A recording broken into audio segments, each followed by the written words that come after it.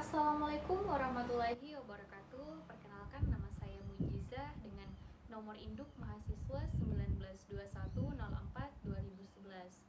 Pada mata kuliah manajemen konstruksi ini, saya akan menjelaskan sedikit tentang jenis-jenis organisasi pada proyek konstruksi.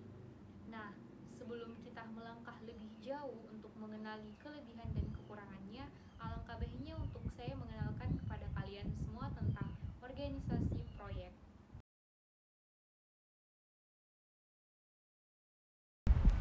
Organisasi proyek. Secara umum, organisasi adalah pengaturan kegiatan-kegiatan dari beberapa individu di bawah satu koordinasi yang berfungsi untuk pencapaian satu tujuan, sedangkan proyek merupakan suatu kegiatan sementara yang memiliki tujuan dan sasaran yang jelas, berlangsung dalam jangka waktu terbatas dan alokasi sumber daya tertentu.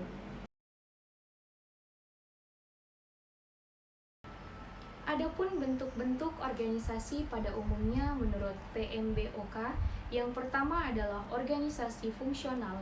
Pada organisasi proyek fungsional, susunan organisasinya dibentuk dari fungsi-fungsi yang terdapat dalam suatu organisasi. Organisasi fungsional memiliki kemudahan pengawasan dan penyeliaan karena setiap anggota atau staf hanya melaporkan ke satu pimpinan. Yang kedua adalah organisasi proyek.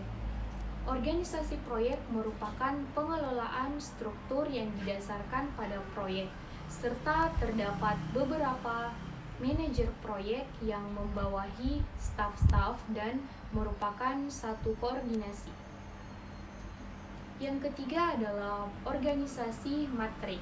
Organisasi ini merupakan bentuk terbaru dari organisasi fungsional dan organisasi proyek. Pada dasarnya, organisasi matrik merupakan penggabungan kelebihan dalam organisasi fungsional dan organisasi proyek.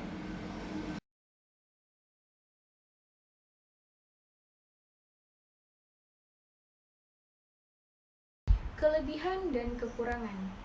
Yang pertama, organisasi fungsional. Pada organisasi ini yaitu proyek dapat diselesaikan dengan struktur dasar organisasi, fleksibilitas maksimum dalam penggunaan staf, pembaruan berbagai jenis keahlian bagi tiap-tiap fungsi, dan peningkatan terhadap profesionalisme pada sebuah divisi fungsional. Kekurangannya yaitu proyek terkadang tidak fokus, kemungkinan terjadinya kesulitan integrasi antara tiap-tiap fungsi, membutuhkan waktu yang lebih lama, berkurangnya motivasi pada orang-orang dalam organisasi tersebut. Yang kedua adalah organisasi proyek. Kelebihan organisasi ini terdapat pada sisi kecepatan pelaksanaan atau eksekusi proyek, sedangkan kekurangannya yaitu terdapat pada sisi biaya, karena proyek ini membutuhkan biaya yang lebih besar untuk anggota tim. Dan yang ketiga adalah organisasi proyek matrik. Kelebihan pada organisasi ini yaitu manajer proyek lebih bertanggung jawab penuh pada proyek tersebut.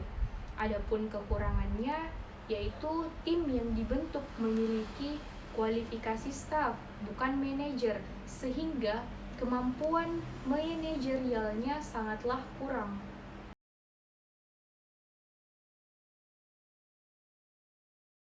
Pada proyek konstruksi, khususnya bentuk organisasi dikaitkan dengan jenis kontrak yang berlaku pada pelaksanaan proyek antara pemberi tugas dan pemberi jasa konstruksi atau kontraktor. Pada hakikatnya, bentuk-bentuk organisasi proyek konstruksi ini dikelompokkan menjadi 4 jenis menurut Berry dan kawan-kawan pada tahun 1995, yaitu yang pertama adalah organisasi tradisional, yang kedua organisasi pembangun atau pemilik, yang ketiga adalah organisasi proyek putar kunci, dan yang terakhir adalah organisasi manajemen konstruksi.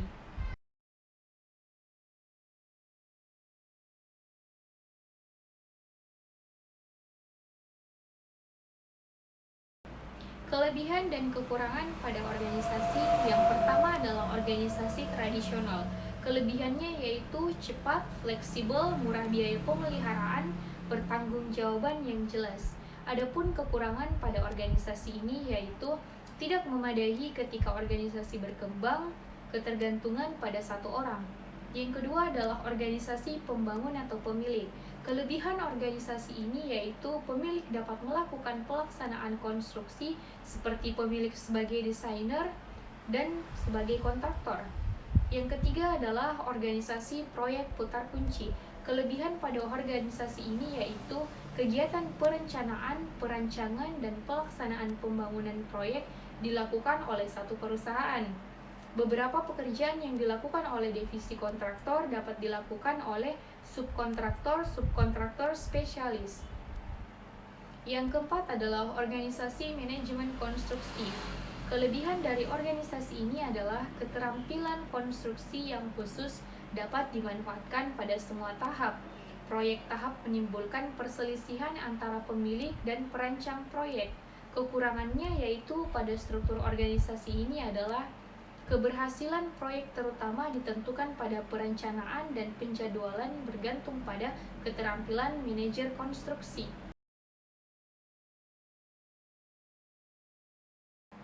Itulah tadi penjelasan dari saya tentang jenis-jenis organisasi proyek konstruksi, baik itu dari segi kelebihan maupun kekurangannya.